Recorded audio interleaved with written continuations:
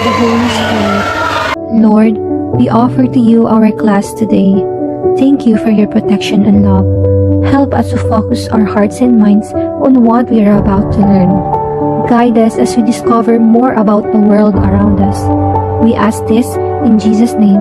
Amen. Para sa inyong attendance ngayong araw, maaari ko bang malaman mula sa inyong sekretarya kung mayroon bang lumipat sa class ngayong araw?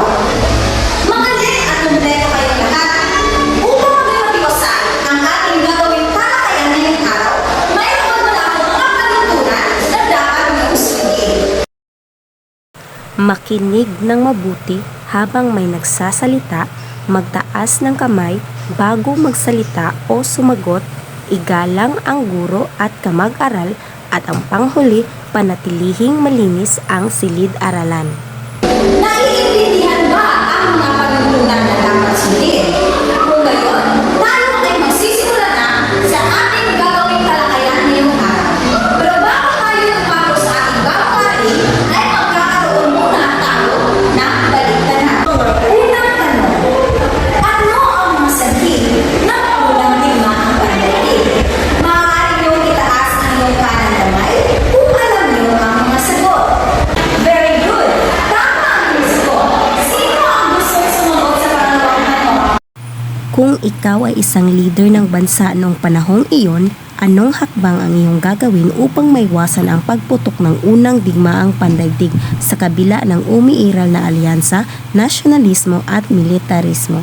Magaling! Bigyan natin siya ng tatlong palakpak! Bago tayo magsimula sa ating tatalakayin ngayong araw, ilalahat ko muna ang layunin sa ating aralin. Maaari niyo bang basahin ang layunin ng sabay-sabay? Ang mga mag-aaral ay naipapaliwanag ang layunin at hamon sa pagtatag ng League of Nations. Bago tayo tumako sa isang dalawang diskusyon, ay magkakaroon muna tayo ng picture analysis. Ano ang nakikita niyo sa larawan? Ano sa palagay mo ang nararamdaman ng mga tao noong panahon yun? Maaari ko ba makupaangin na nila? Bakit kaya kailangan ng mga bansa ng isang samahang magtataguyod sa kapayapaan? Ngayon naman, sasagutin nyo ang bawat equation upang makuha ang tamang sagot. Tukuyin ang katumbas na letra ng bawat bilang at isulat ito. Pagsamasamahin ang mga titik upang mabuo ang tamang salita. Ano kaya ang salitang mabuo mula sa equation? Tungkol saan kaya ang tatalakayin ng inyong araw? Tama! Tungkol sa League of Nations. Ano ang pumapasok sa inyong kaisipan kapag nakakarinig kayo ng salitang League of Nations? Maaaring taas ang kamay kung gustong sumagot.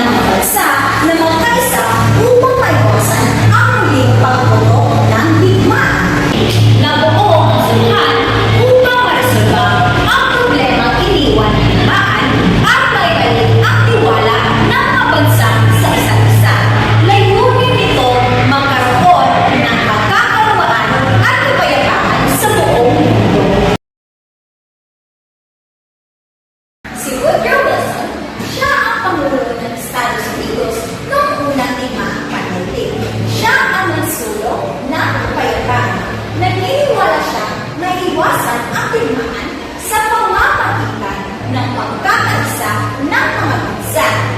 Siya ang nagmungkahi ng 14 points na naglatag ng mga tuntunin sa pangmatagalang kapayapaan na siyang naging batayan sa pagtatag ng League of Nations. Ang 14 points bills ay planong magdala ng pangmatagalang kapayapaan matapos ang unang 5 pandaigdig. Isa sa ideya nito ay ang collective security kung saan natutulungan ang iba't ibang bansa upang mapanatili ang kapayapaan. Kapag may isang bansa na simulan ng kaguluhan, ang iba't ibang bansa ay nagkakaisa upang pigilan ito. Nabuo ang League of Nations bilang una sa samahang tagapagpanatili ng pandaigdigang seguridad. Ngayon naman, dadako na tayo sa mga layunin ng League of Nations. May 4 na layunin ang League of Nations. Una, pagpapanatili ng pandaigdigang kapayapaan. So, layunin ng League of Nations na panatili ang kapayapaan sa pamamagitan ng pag-aayos ng mga alita. Pangalawang layunin, maaari niyo bang basahin ng sabay-sabay? Pagsusulong ng international cooperation. Itinatuyod nito ang pagtutulungan ng mga bansa sa ekonomiya, kalusugan at edukasyon. Sa ganitong paraan, napapalakas ang pagkakaunawaan at ugnayan ng mga tao sa iba't ibang bansa. Pangatlong layunin, pagtiyak ng collective security. So, isinulong nito ang collective security kung saan ang lahat ng kasapi ay nagtutulungan laban sa mga nanggugulo. At ang panghuli, pag-iwas sa digmaan sa pagitan ng diplomasya. Pinapahalagahan ng samahan ang pag-uusap at kompromiso upang mapanatili ang respeto at mabuting ugnayan ng mga bansa. Nalaman na natin ang mga layunin ng League of Nations. Ngayon naman, dadako na tayo sa mga tagumpay ng League of Nations. Ang League of Nations ay 4 na tagumpay. Unang tagumpay ng League of Nations ay ang nalutas ang ilang alita territorial or territorial disputes. Nakipag-ayos ang League of Nations sa mga bansang may sigalot sa hangganan upang maiwasan ang digmaan. Dahil dito, naresolba nila ng mapayapa ang alita territorial. Maaari ko bang basahin ng sabay-sabay ang mga dalawang tagumpay ng League of Nations? Sa mga refugees. So, nagbigay ng tulong at proteksyon ang League of Nations sa mga taong nawalan ng tirahan at mga bihag ng digmaan. Tinulungan nilang makabalik ang iba't ibang tao sa kanilang mga bansa kasama na ang mga libo-libo biktima. Pangatlong tagumpay, nagpaglaban sa international trafficking.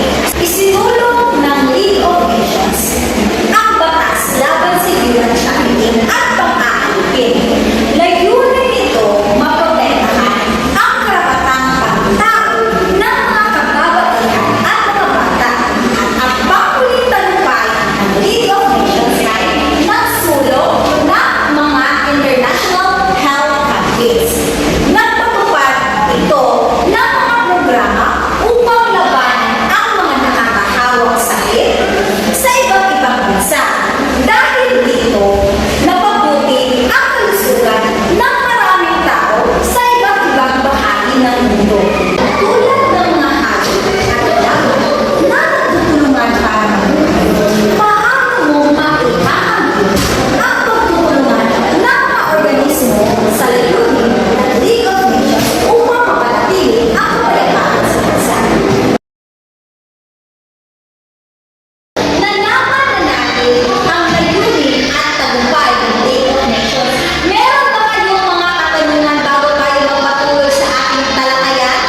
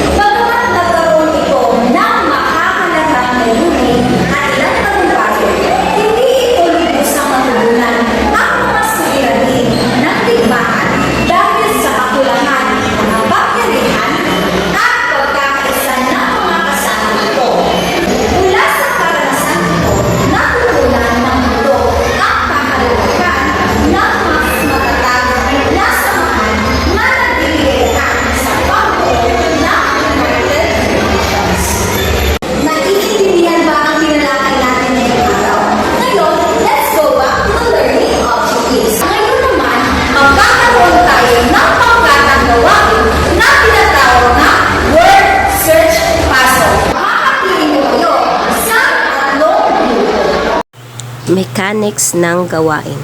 Basahin at unawain ang mga salitang nakalista na may kaugnayan sa League of Nations. Hanapin ang bawat salita sa loob ng word search grid, bilugan o markahan ito ng malinaw.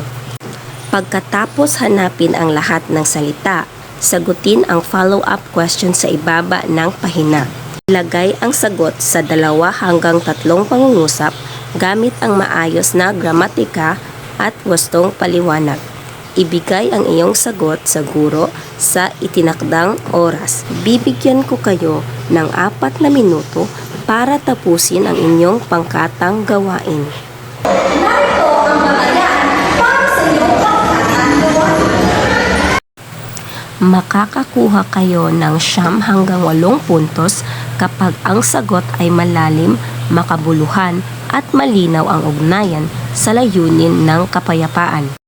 Makakakuha kayo ng 7 hanggang 8 puntos kapag ang sagot ay malinaw at konektado sa League of Nations, ngunit kulang sa detalye. Makakakuha kayo ng 5 hanggang 6 na puntos kapag ang sagot ay may ideya, ngunit mahina ang ugnayan sa paksa at kulang sa paliwanag. Naiintindihan ba ang rubrics para sa pangkatang gawain? Kung gayon, maaari na kayong magsimula. Palakpakan natin ang ating mga sarili sa napakahusay na presentasyon. Ngayon naman, batay sa ating ginawang diskusyon ngayong araw, paano natin mag-i-apply ang ating natutunan sa pag-aaral? Kung ikaw ay magiging kasapi ng isang samahan o grupo sa inyong paaralan o komunidad, paano mo maipapakita ang pagpapahalaga sa pagkakaisa at mapayapang pakikitungo sa kapwa upang maiwasan ang sigalot o alitan tulad ng layunin ng League of Nations?